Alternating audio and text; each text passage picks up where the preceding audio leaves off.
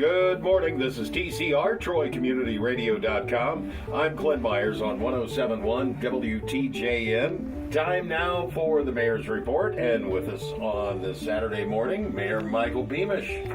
Very good morning to you. A very good morning to you, too. Yes, it will be a very good weekend. Well, let's hope so. Here we are, Troy Strawberry Festival underway. Today's the big day, had the kickoff last night. But before we get into that, let's look back at last weekend, Memorial Day weekend. Now, the mayor's float was on Friday, and that had been postponed from the Friday before because of rain. Yeah, and we did lose a few people, but we had a really fine turnout that we all had a beautiful day to take the float from Twin Arches by the hospital there, and we came down the river and enjoyed Treasure Island Park. When we got there, many of us were glad to get there. It was a long paddle, but we had a good time, and a good time was had by all, young and old alike. We had a good crowd. Well, also had a concert down at Treasure Island, kicking off, I would say, summer, because it was the Troy Civic Band. Troy Civic Band, the amphitheater down Treasure Island Park is the home now of the Troy Civic Band. It's a nice fit for them. The acoustics are great. The concert was just wonderful. Obviously, it was a Memorial Day concert, so the tribute was for our veterans and those who paid the ultimate sacrifice. The music was very upbeat, very military, very patriotic. But they also had one piece, I have to say it was really a touching piece because it was dedicated to Kyle DeVilbus.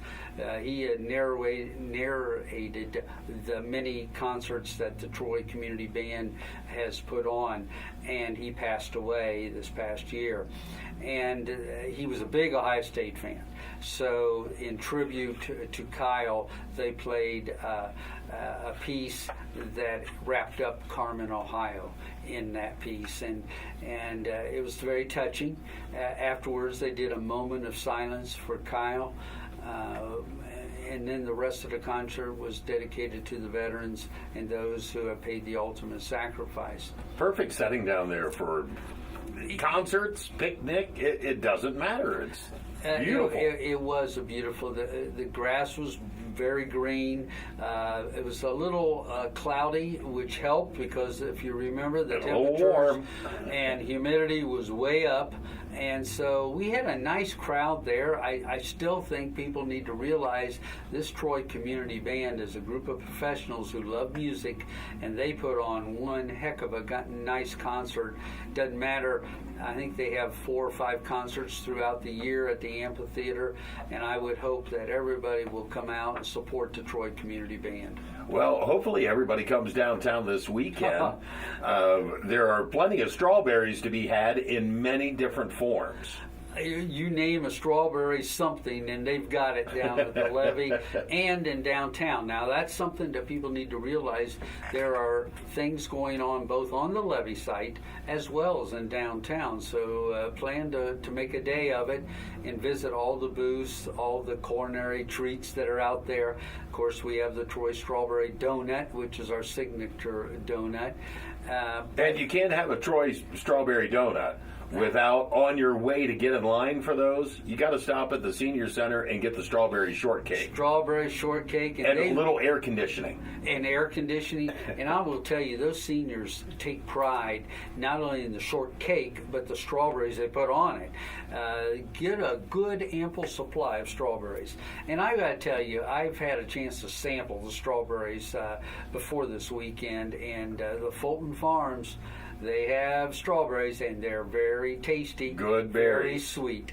So I would encourage people to enjoy the Troy Strawberry Festival this weekend. Well, there's all kinds of entertainment and things going on. It's always great for the entire family. And being downtown open the way that it is, it makes it much more handicap accessible and stroller friendly than, say, when it would get muddy up on the levee.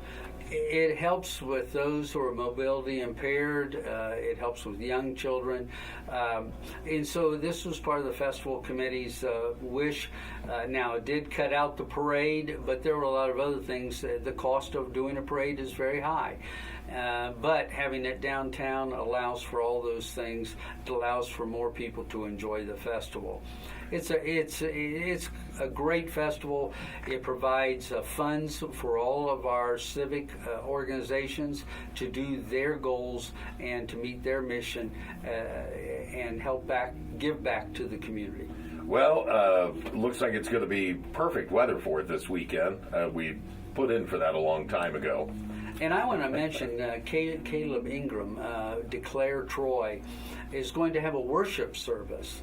You know, this is something we've tried in the past with the festival and do it in the morning, especially for the vendors who want to have some kind of a worship service on Sunday. At 10 o'clock this Sunday, we're going to have a worship service on Prouty Plaza, and I do know that a number of churches have canceled their worship services to come down to Troy to participate in the 10 o'clock worship service at Prouty Plaza. So this is Sunday. So I would encourage people to participate in that before we open the gates and open and declare the festival open on Sunday.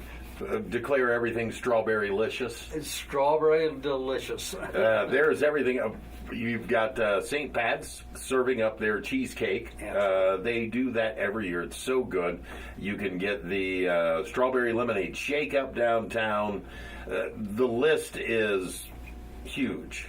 We would forget somebody if we start to list it, but the best thing you said earlier is almost every strawberry delight and every strawberry treat of any kind you can find down either on the levee or in downtown. Strawberry salsa. You've got strawberry brats.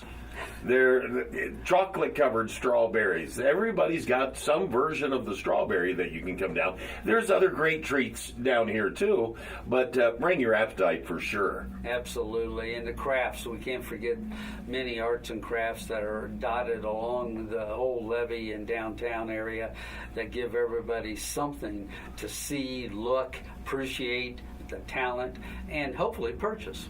All right. Well, looking out the window now, it looks like our living room's pretty full, Mayor.